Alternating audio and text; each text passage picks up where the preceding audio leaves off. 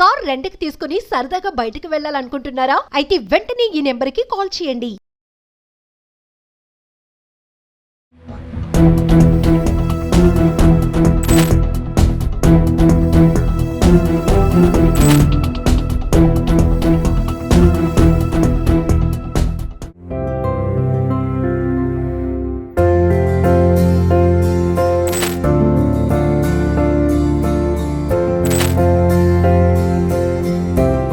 నమస్తే, welcome to Suman TV. ప్రస్తుతం మనతో పాటు ఉన్నారు హైకోర్టు అడ్వకేట్ బాలకృష్ణ గారు. నమస్తే సార్. నమస్తే. బాలకృష్ణ గారు, అల్లు అర్జున్ అరెస్ట్, ఆపై బెయిల్పై విడుదల అయ్యారు, అందరికి తెలిసిన విషయమే. అసలు పోలీసులు పెట్టిన సెక్షన్స్ ఏం చెప్తున్నాయి? చనిపోయినటువంటి మహిళ యొక్క హస్బెండ్ పెట్టినటువంటి అతను చేసిన ఫిర్యాదు మేరకు ఎఫ్ఐఆర్ 376 ఆఫ్ 2024 రిజిస్టర్ అయింది. ఆ ఎఫ్ఐఆర్లో నమోదు చేసినటువంటి సెక్షన్లు ఏమంటే 1 105, 2 118 సబ్ సెక్షన్ 2 ఆఫ్ బిఎన్ఎస్ భారతీయ న్యాయ సంహిత. 105 వచ్చేసి కల్పబుల్ హోమిసైడ్ అనేటువంటి నేరానికి పాల్పడితే ఉన్నటువంటి సెక్షన్.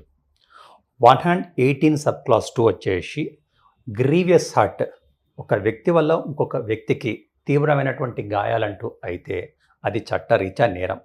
అంతకుముందు పాత చట్టంలో 118 ఏమో 324గా ఉండేది, 105 ఏమో కల్పబుల్ హోమిసైడ్గా అఫెన్స్గా ఉండేది. ఇప్పుడు మాస్ గ్యాదరింగ్స్ అంటారు కదా, ఇప్పుడు మాస్ గ్యాదరింగ్ అయినప్పుడు ఫలానా వ్యక్తి వల్లే ఇన్సిడెంట్ జరిగింది అని అసలు ఎలా నిరూపిస్తారు? ఏ వ్యక్తి వల్ల అయితే ఆ మాస్ గ్యాదరింగ్ జరిగిందో అక్కడ అసలు మాస్ గ్యాదరింగ్ జరగడానికి మెయిన్ కారణం ఏమంటే అల్లు అర్జున్ గారు ఒక ప్రొసెషన్లో థియేటర్కి వెళ్ళటం. సెకండ్న థియేటర్ యాజమాన్యం పోలీస్ వాళ్ళకి ఒక రిప్రజెంటేషన్ ఇచ్చారు.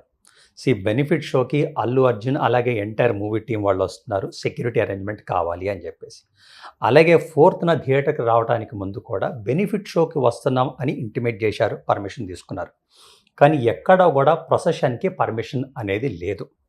ఎప్పుడైతే పర్మిషన్ లేకుండా ప్రొసెషన్ జరిగిందో అల్లు అర్జున్ చూడటానికి అభిమానులు పెద్ద ఎత్తున గుమికూడటంతో వీళ్ళందరూ ఒక్కసారిగా థియేటర్లోకి తోసుకొని రావటం వల్ల లోపల ఉన్నటువంటి ఆ వ్యక్తి టికెట్ కొనుక్కునే కూర్చున్నారు.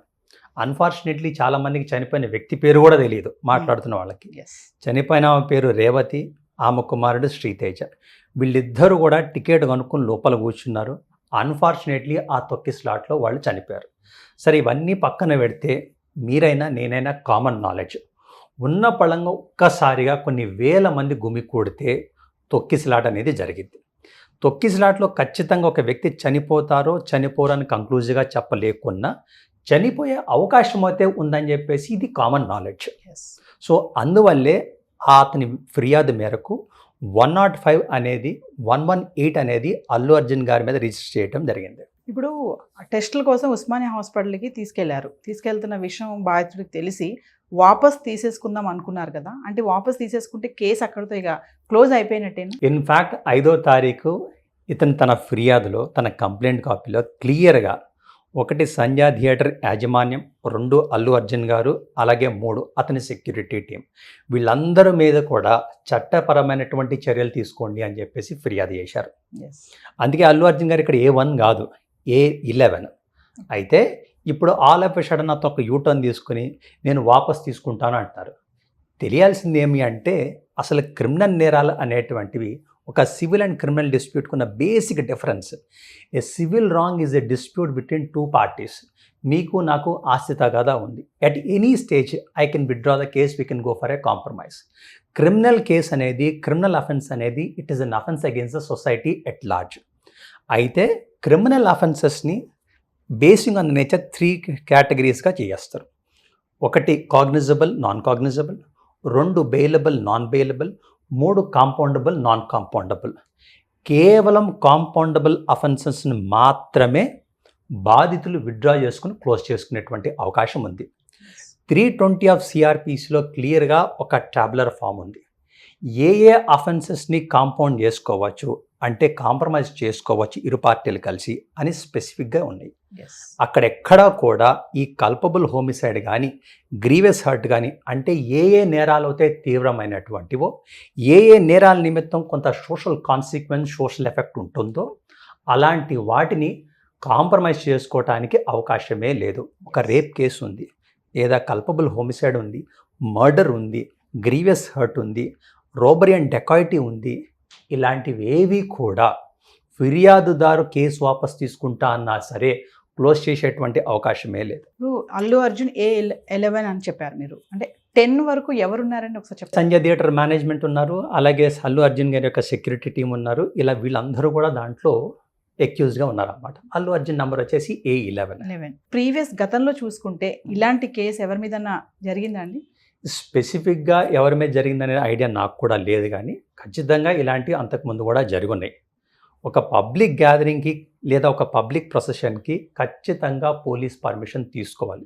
ఈ మధ్యకాలంలో మనం అనేక సార్లు వింటూ ఉన్నాం, ఆడియో ఫంక్షన్స్ అవ్వచ్చు, లేకపోతే ప్రీ రిలీజ్ ఈవెంట్స్ అవ్వచ్చు, పోలీస్ పర్మిషన్ లేదని క్యాన్సిల్ చేసుకుంటూ ఉన్నారు. కొంతమంది సెలబ్రిటీస్ అరే ఒక పొలిటికల్ పార్టీ మీటింగ్లో ఒకవేళ ఎవరైనా చనిపోతే మరి ఆ రాజకీయ నాయకుడిని కల్పబుల్ చేస్తారని రామ్ గోపాల్ వర్మ గారు అంటున్నారు. ఏ పొలిటికల్ మీటింగ్ అయినా, ఏ పబ్లిక్ ప్రొసెషన్ అయినా ఖచ్చితంగా పోలీస్ పర్మిషన్ ఉండాలి. పోలీస్ పర్మిషన్ లేకుండా చేస్తే అది చట్టరీత్యా నేరం.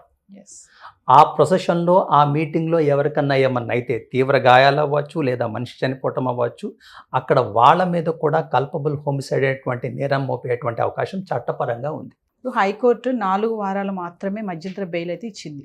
ఆ తర్వాత లీగల్ ప్రాసెస్ ఎలా ఉంటుంది? ఇది కేవలం ఇంటరిమ్ బెయిల్ మాత్రమే మేడం. దీని తర్వాత రెగ్యులర్ బెయిల్ అనేది కన్సర్న్ సెషన్స్ కోర్టులో ఖచ్చితంగా తీసుకోవాలి, అప్లై చేయాలి, తీసుకోవాలి. నేను ఒక న్యూస్ చూశానండి, దాంట్లో అల్లు అర్జున్ తరఫు ఎవరైతే లాయర్ ఉన్నారో చాలా స్మార్ట్గా వాదించారు, జడ్జ్ కూడా చాలా షాక్ అయిపోయారని చెప్తున్నారు. దాని గురించి మీరేమైనా చెప్తారు? జడ్జ్ షాక్ అయ్యేటువంటి అవకాశం ఏం లేదు. అంటే ఇవన్నీ కూడా మన inferences, public perceptions. Okay, law is not rhetoric, law is legal reasoning. Sophisticated, high sounding, good flowery English, that's not how matters are decided.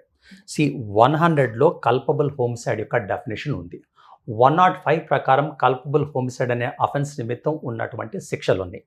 అంటే అడ్వకేట్ గారు ఏమంటారంటే Allu Arjun does not have the knowledge that he attending a benefit show would result in the death of a lady అంటారు.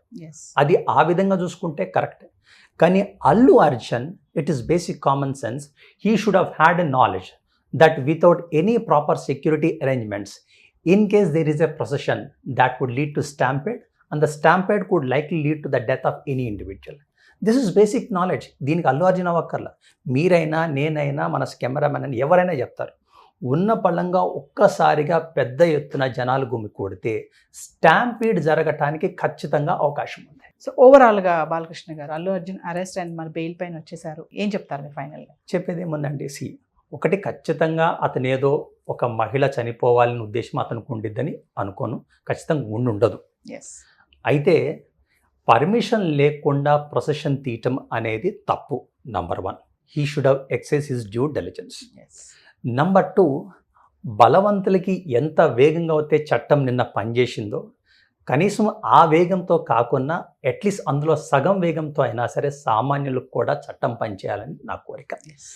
చట్ట ప్రకారం అండి, రాజ్యాంగం ప్రకారం అండి, చట్టం బలవంతులకి బలహీనులకి సమానం అంటారు. అయితే ఇది చట్టం. చట్టం యొక్క స్ఫూర్తి ఏమంటే ఎప్పుడు కూడా బలహీనులకి ఎంతో కొంత సానుకూలంగా, ఎంతో కొంత ఫ్లెక్సిబుల్గా ఉండాలి. But unfortunately in reality it happens in an opposite way. When was the last time we have seen a common man once arrested gets an interim bail, comes out of prison in a matter of 24 hours.